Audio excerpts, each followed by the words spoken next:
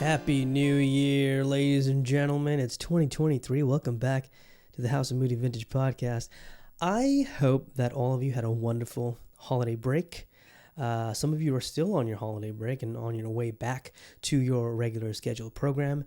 I've never left my regular scheduled program, but you know what? The break was nice. The break, well, when I say break, I mean, not really it's not a holiday, right? Some of you did take a holiday. Good on you. You deserved it. You worked hard all your life. You worked hard all year in 2022, so you deserve the break.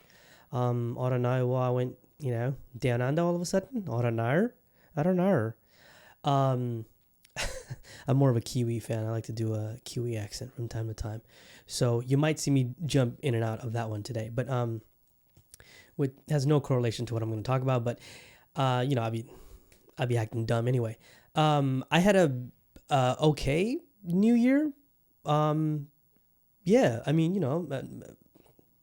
can't complain. It was just a regular, literally, it felt like a regular weekend for me. And you know what? I didn't feel too bad. I thought it was like meh, because I don't want to say usually, but last year I was in Chiang Mai. I was in Chiang Mai during New Year's, and that was one of my favorite New Year's, as an adult. You know what I mean? It was one of my favorite New Year's. It was so fun and it was so cool. It's out of the city. It wasn't in Bangkok. It was up north, and I was with amazing company.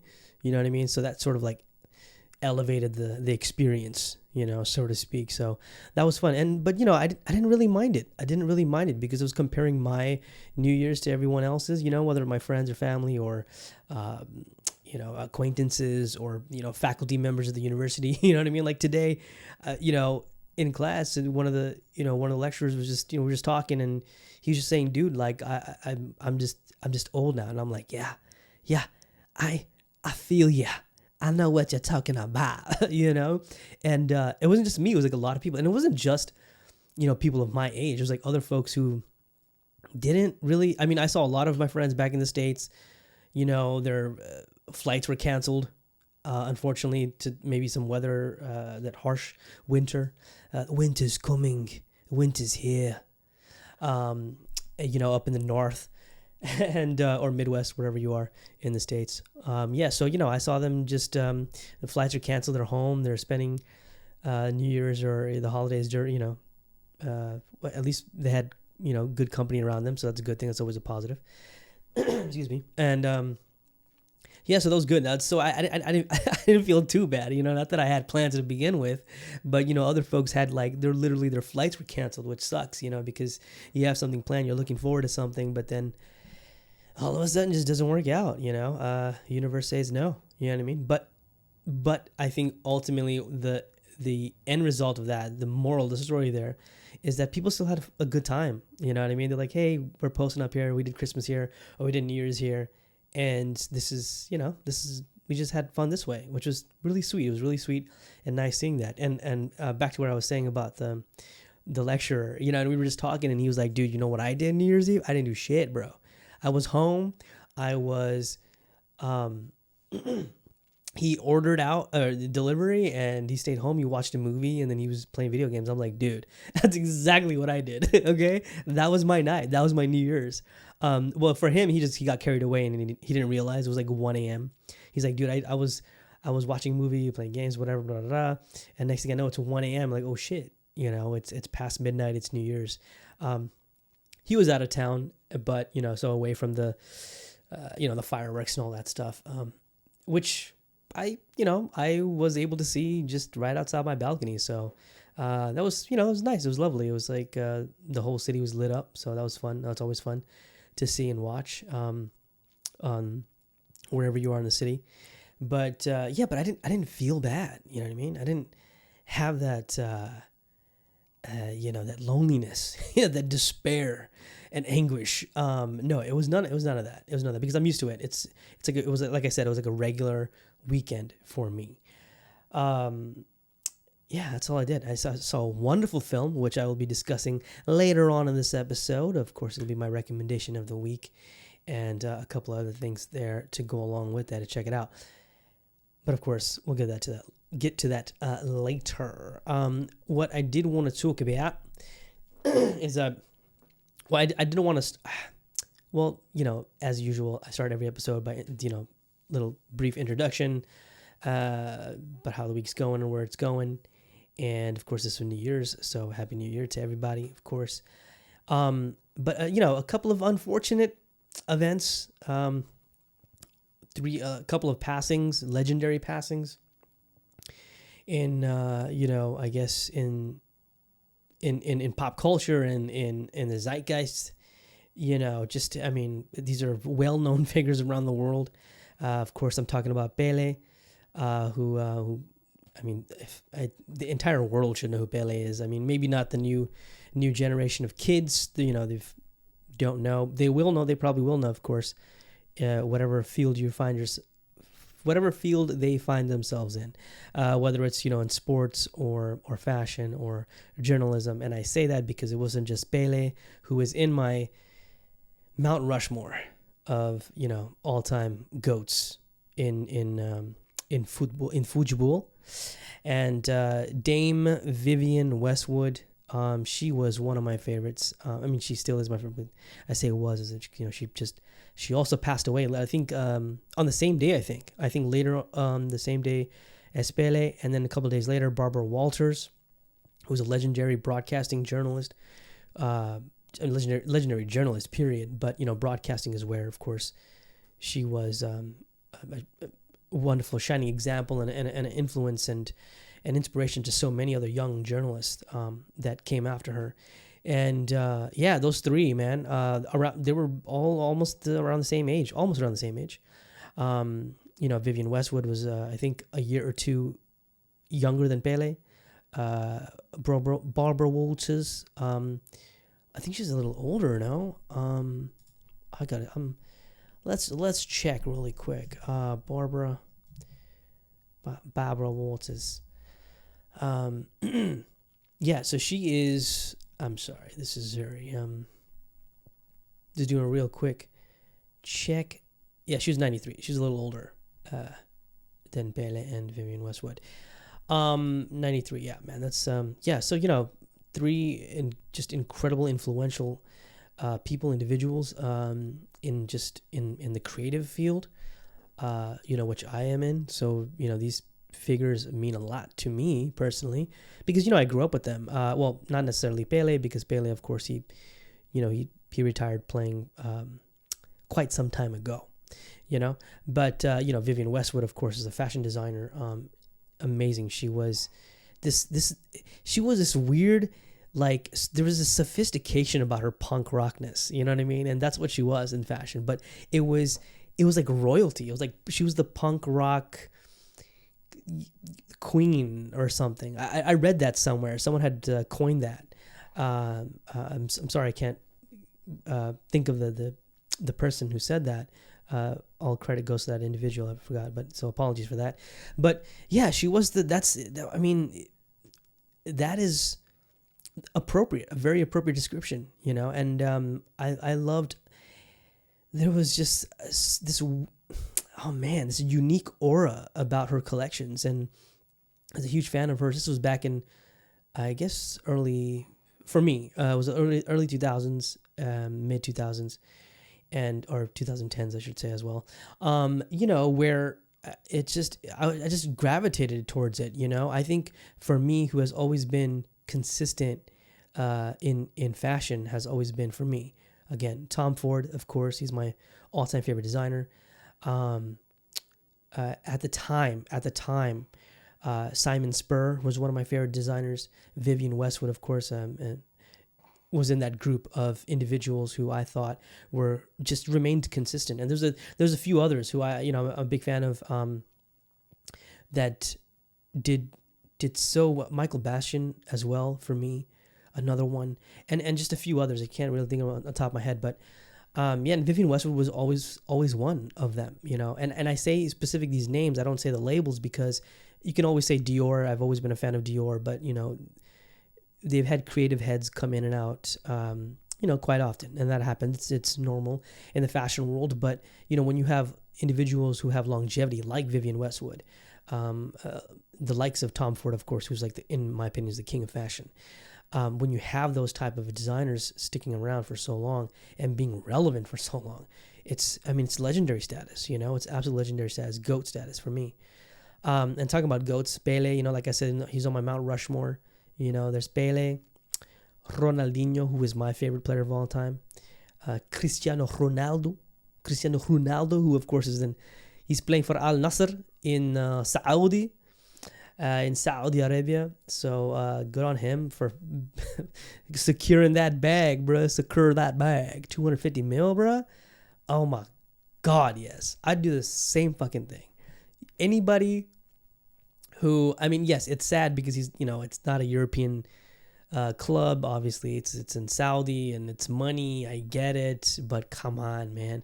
When you're past your prime, you're rearing towards that the end of your career. $250 million payout? Fuck yeah. Shut up, dude. You're telling me you wouldn't do that? Shut up. Sit down, And the fourth and final member of my Mount Rushmore of GOATs of football is, of course, Lionel Messi. Those four, to me, are the greatest of all time. And we can get into that. Elaborate into that. Have a whole different conversation about that, but that'll take another half hour, which we don't have today. Just honoring those who just passed away, and Damar Hamlin, man, Buffalo Bills, dude. But Monday night was horrific, really. I don't want to like put that type of term, but it was it's scary to. We're seeing more. He's 24 years old, by the way. 24-year-old. For those who don't know, Damar Hamlin is an American football player. Plays for the Buffalo Bills, and this was a Monday Night Football game, and where I think it was literally 25 minutes into the game, he made a tackle, and the wide receiver they basically collided. He got hit in the chest, and naturally everyone thought that when you get your wind knocked out of you, it's happened before to me as well, and it's quite common in sports, whatever sports you play, and I remember that happening to me, unfortunately, but and it's a terrible feeling, right? Anyway, so it looked like that's what it initially looked like. He got back up and then he collapsed, which is scary, man. It's scary. It's not the first time we've seen this. I actually wrote a podcast episode on this, on young athletes who have heart complications, who have health complications. They are performing at such a high level, man. And like I've mentioned in previous episodes, where athletes nowadays are a completely different level, dude. They just athletes from my era or the generation before, they would not be able to compete athletically against the kids that are coming up these days. Professional athletes, both men and women, or whichever gender. But I'm talking about professional sports and professional leagues that we're already used to and that are already established. And we see these athletes who they look perfectly fine. They look amazing. They look fit, right? And they look, and they're obviously talented, but they put in the hard work and all that stuff. So, there are times where out of nowhere something triggers it. They'll collapse on the field, and we've seen this in football as well. With Christian Eriksen, it was during a group match during the Euros, right? When he was playing for Denmark. Fortunately, he bounced back from that, but other players have collapsed and unfortunately have lost their lives, whether on the field or going back to the hospital, at the hospital. It's crazy. It's unfortunate, but it happens, And I did a little research on that while I was writing this podcast, not this podcast, sorry, another podcast. I was writing a script for it, and I was doing research, and it's not as common as we think, but we are seeing more of it nowadays. And with this particular case with Damar Hamlin in the Monday Night Football game with Buffalo Bills and the Bengals, Cincinnati Bengals, we don't know too much information yet. He's in a critical condition. He's stable but critical condition. So it's going to take a lot of working right there, and we're obviously for all the sports fans out there, football fans as well. It was just really nice to see everyone sort of I mean, not nice seeing everyone completely quiet and silent, and it's kind of scary, you know, all that stuff. But at the same time, everyone's supporting each other, well wishes and well thoughts, and, you know, prayers and all that stuff, which is always good to see, you know, because before any of this, before sports entertainment, we want to. I mean, health comes first. Physical and mental health comes first, and it, you know, and the NFL has been criticized for the, you know, the whole CTE, which happens quite often, you know, a significant percentage. That's not unlike the collapsing thing. CTE is a very, very serious issue in contact sports, so that's not nothing new.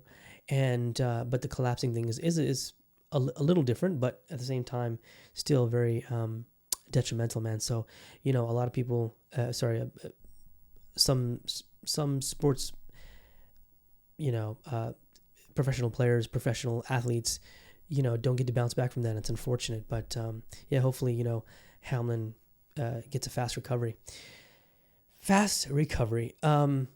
it's a lot of trauma, man. A lot of trauma, man. Physically, mentally, humans go through a lot of trauma at the expense of what, man? Like trying to entertain, try to put food on the table. You know what I mean? It's crazy, bro. It's crazy. So it just makes all of our, you know, other personal issues very petty. You know what I mean? Like, we're very blessed to do what we're doing. I'm blessed to have this privilege of just talking to a fucking mic. Excuse me. Oh, oof. Hiccup there. Apologies. You know, yeah, I just have this. This is a privilege. I'm talking in front of my camera. You know what I mean? Like, y'all listening to me, probably in the background, whatever. I'm background noise. I've accepted it. I know that this podcast is background noise for me. No, but apart from a couple of you have reached out and said, you know, you guys really enjoyed some of the episodes, but mainly the clips that I share on Instagram. You guys are, I don't know, maybe I should do more of that. Maybe I should do little bits and pieces. What do you think? Do you think I should do that? Maybe I should put a poll up soon talking about, you know, of course I'll continue to do this podcast because this is for me personally. I need it, but I'm thinking I should do like, in the same sort of format, right? It's not going to be on podcast, but, you know, it's going to be on camera and in the same setting, but I'll make like little shorts, right? And just put it as a reel, right? Instagram reel. And, you know, little bits and pieces of, I don't know, fucking gossip or some shit, other stuff in the media that's happening right now. And I'll just put my 2 cents into it, make a few laughs, you know, little jokes around here and there. I'm not a comedian, I'm not a stand-up, but I do know how to make people smile and laugh. So that's a good thing, right? Yeah, it's a good thing. Let's keep that up. Let's try that. I don't know. I'm considering it. I have been considering it for quite some time, so I might do it. I don't know, or maybe just keep it the way it is, and just talk shit on my stories rather than do a whole production thing around it. I may not have time, so if I can, I will. Anyways, which makes me. It's another thing that I really want to talk about. Is like, just recently had a conversation with a very close friend of mine, and actually, I've had this conversation. I have pretty much had the same conversation with a few close friends of mine, who are single, by the way. And I say that because it's very important into our next segment of today's episode. How important is it for people, right? I know everyone's different. Everyone is different. You're in a different part of different phase of your life and all that stuff. So not having sex for a prolonged period while, you know, being single.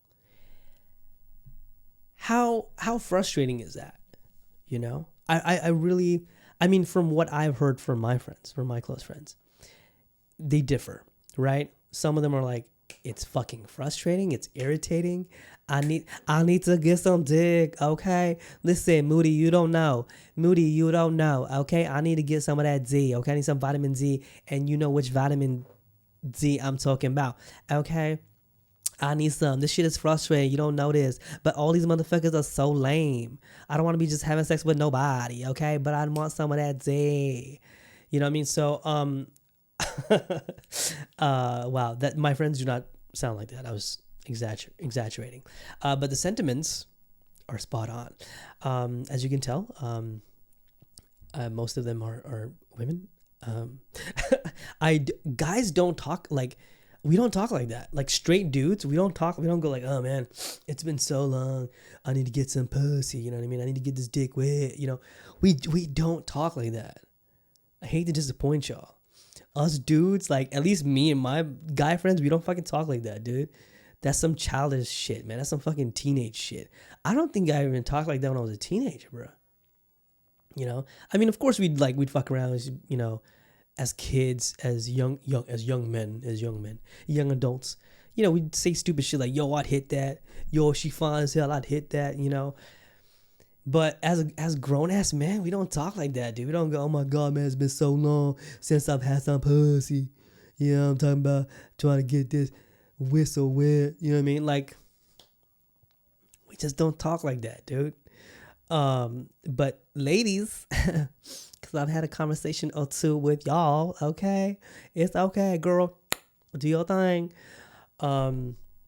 Is it frustrating? It's not frustrating for me personally.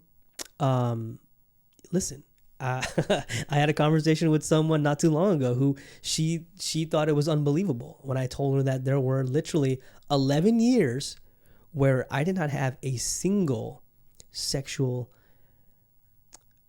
encounter. Okay, if that's the best way I can put it. 11 years, no sexual contact. Okay, I know what you're thinking. You're bullshitting me. Don't fucking lie, man. In your 20s, bro, from 20 years old to 31, not a single sexual act with someone significant. I don't know. Okay, I've said this before. I've mentioned this before. People still don't believe me. I don't care if you believe me or not, because that's the truth. So to me, not having sex for so long is not a big deal for me, because guess what? 11 years, okay? 11. You think I liked it? No, dude. I mean, yeah, it's easier for guys because, you know, we can, you know, dudes just fucking jerk off. Like, it's not, you know, it's easy. But, listen, I was missing more of the companionship. Like, bruh, I like cuddling. No, sorry. I love cuddling. No shame in saying that. I love cuddling. I like cuddling guy, you know? We don't even have to have sex in order to do that. We can just cuddle, you know what I mean? Sex is great. You want to make love to somebody? Yeah, amazing. That's a bonus. But within my 11 years as a monk, of not having any sexual intercourse or any sexual act at all, I can tell you, it's not that frustrating for me. You know what I mean? It's not a make or break for me, bro. And this is something I'm kind of alluding to the topic I was discussing the other day about how, you know, when a woman says no, it means no. You just got to deal with it, you know, and you got to be there for that person to, you just got to be there for that person and, you know, to show affection and to support that individual, you know. Yeah, it's not a big deal for me. It's not a make or break thing, you know. You listen, you take your time. I'll do it. It's all good, you know. And don't get me wrong, it's frustrating. I know it's frustrating at times, especially when you're dating somebody, you're with somebody in a relationship, and you're like, man, when we about to get nasty, you know what I mean? Like, when we about to get naughty. But, you know, when the time is right, right? But when you're single, it's a different situation, you know, because a lot of the folks who are single, they just don't want to fuck anybody. You know what I mean? They want to establish the companionship first, the relationship first. You know, let's click mentally. Let's click emotionally. That's me, by the way. That's me. I have patience. I have almost infinite patience when it comes to certain things. Other things, like, you know, I have zero tolerance for bullshit from people. My tolerance level is like negative 15 or 20, whatever. So, you know, that's different. But when it comes to relationships, when it comes to that kind of thing, I have to, like I've mentioned so many fucking times before, I got to connect with you emotionally first. Emotionally, chemistry, compatibility. Actually, no, you don't need compatibility. You find out if you're compatible later on. So that can make or break a fucking relationship for me. But, you know, I don't want to be making general statements out here, but, you know, from my perspective. But, you know, just talking to him, like, how long for a person who's single, you know, what ends up happening is, which I keep telling these certain individuals in my life, be careful, because you're gonna get to a point where it's gonna look like a desperate act, just because you missed that physical touch from the opposite sex, and you're gonna do something stupid. You're gonna fucking regret it. Don't do something that you'll regret. Okay, it's not healthy. It's detrimental to your health. Don't do it. Let's be smart. You're getting older now. You're mature now. Let's make smarter decisions, wiser decisions. But lust kicks in, our desires kick in, and all of a sudden we just go dumb in the brain. I think for me, I've gone dumb in the brain when it comes to my ex-girlfriends, which is understandably so. I think a lot of people can relate to that. I have gone dumb in the brain with my exes when it comes to sex. Okay, I'm not gonna lie. I mean, come on. What? I have nothing to hide here. Okay, I'm not, like I said, I'm Beisharam. Okay, Beisharam, for those people who have been paying attention, you know what it means. Shameless bastard. That is what I am. So I can, and also there's no shame in that, in saying that, there are times where you slip back in, your ex is there, and she's just like, yo, what's up? Like, cause you already got that chemistry. You knew the sex was bomb. You know what I'm saying? You missed the fuck out of it. Like, you know what I mean? So it's easy to like slip back into that, even though it's a very bad decision. You should not do that. I don't regret my choices that I've made when it comes to my exes, but it probably wasn't the best idea, dummy, and so, I feel you, ladies. I get it. Women, listen, women think about sex as almost as often as dudes do. Maybe things have changed now. I don't know. But everyone's different, right? Everyone's different. Everyone's threshold is different. Everyone's desires are different. I get the frustration. I get it, but it's easier for me because I've always been, it's easier for me because I've had that in my sort of, I don't know, what do you call it? Motherboard, whatever you want to call it, in my DNA, brain, whatever, I don't know, in my system, where I have to be emotionally, connected with this person in order to actually make love to this person. So I'm good, like, from that detachment, from that physical detachment. You know what I mean? Like, even though, like, I see, like, hot ass chicks, and I'm like, damn, she fine as hell. You know what I mean? Just today, there's this young lady who I cross paths with quite often, and she is fine as fuck. Okay? Fucking Eva Mendes vibes. Yeah. Ladies and gentlemen, when I'm telling them, let me tell you, she is Eva Mendes vibes, okay? Hot as fuck. And today, we smiled at each other. It was nice. Kind of got a little excited. I didn't get aroused because, hey, guess what? She's fine as fuck. She's hot physically, right? I haven't heard her talk today. She got the whole, I think she's Latina because I don't know. I think she's like South American, right? And she had that little accent. I was like, fuck. Oh my God. She sounds so hot. Sorry about that. I got a little excited.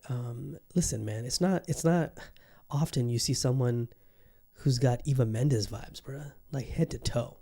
This woman is blessed. Let me just tell you. I'm going to say hi to her next time. Nothing's going to happen, but I'm going to say hi to her. Anyway, so this is what I'm talking about. Like, but I'm perfectly fine. I don't need to be like, oh my God, I need to have sex with her. I'm going to try to get into her pants. You know what I mean? Because, number one, I'm not 17. Okay? I don't know. Maybe things would be different if I was 17. Maybe things were different if I was still in California in my 20s. I don't know. Those are all, possible what ifs. You know what I mean? Like realistic what ifs. So yeah, I don't know. It's frustrating, but it's good to talk about it. That's one way to exercise those demons, since you ain't gonna get laid anytime soon. Because whoever, the dude you be dating.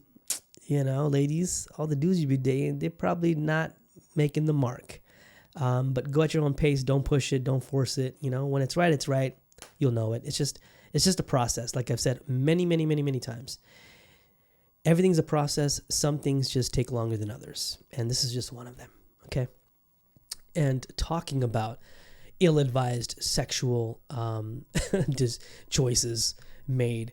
This week's recommendation of the week, ladies and gentlemen, is the Korean film And not just any Korean movie, okay? It's not just it's a fantastic film. It is a beautiful film. It's a beautiful film overall, okay? It doesn't have to be because it's Korean or the director. I mean, the director has a huge part to play in the success of this film. Decision to Leave. And not My Decision to Leave. The film is titled Decision to Leave. It is, of course, written and directed by Park Chan-wook. For those who don't know who that is, if you haven't seen Old Boy, what are you doing? That in itself is a classic. Not just a Korean film classic, but a film classic, period, in world cinema. If you haven't seen Old Boy, please see it. It's a quite old film. Not that old. Don't think it's black and white, but it's been out for quite some time. But it is a classic. It's the same director, and it stars Park Hae-il, who is fantastic in this film, who plays as the male lead, and the female lead, Tang Wei.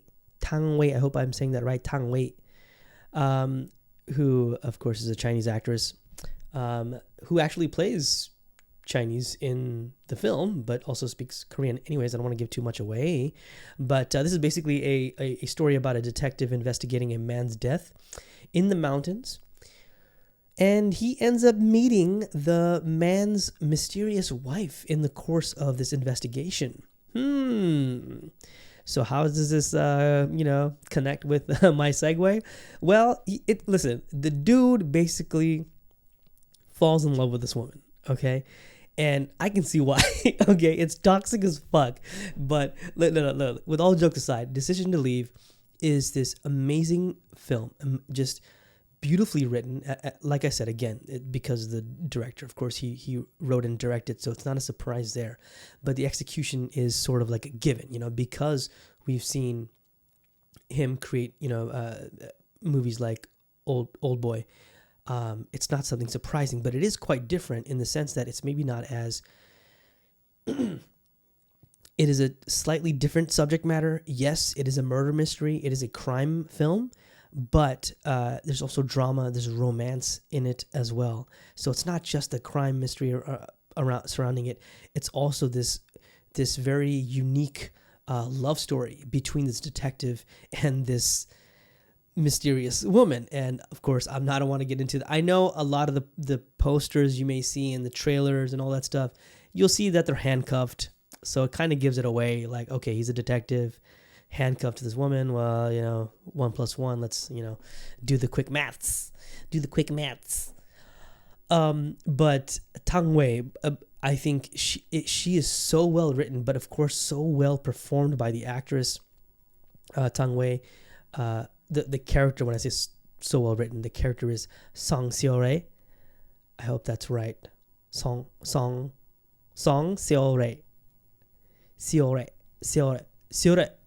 Song Seo-rae.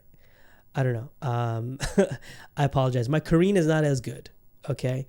I'm still learning.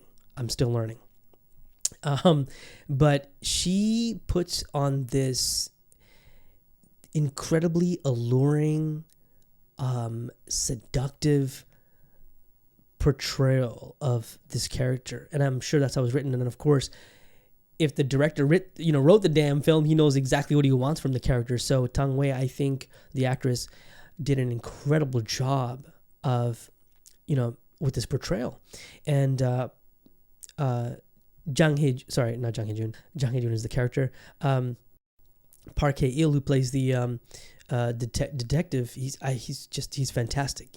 That love-struck detective who's sort of like, this entire situation's process is very unethical. He's a cop, he's a detective. Like, what is he doing? You know what I mean?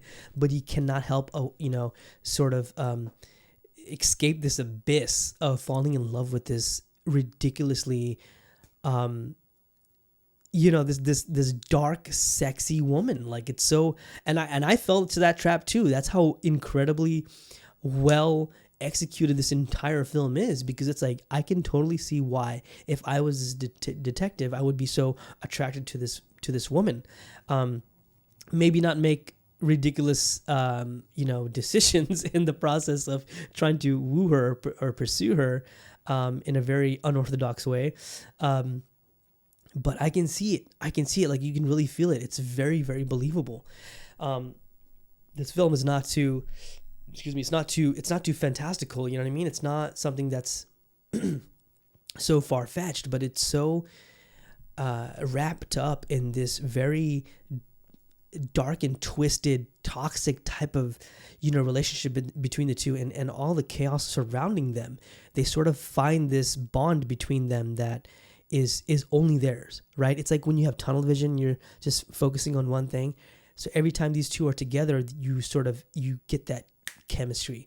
You get that, as fucked up as they are, that compatibility is there, right? It's beyond just the physical, whatever, because right away he instantly falls in love with this woman. And I was like, okay, I know where that's coming from, bro. I can relate. You know what I mean? But, first of all, duty's duty. I want to solve the case. Let's do that first, okay? So Decision to Leave is an amazing film.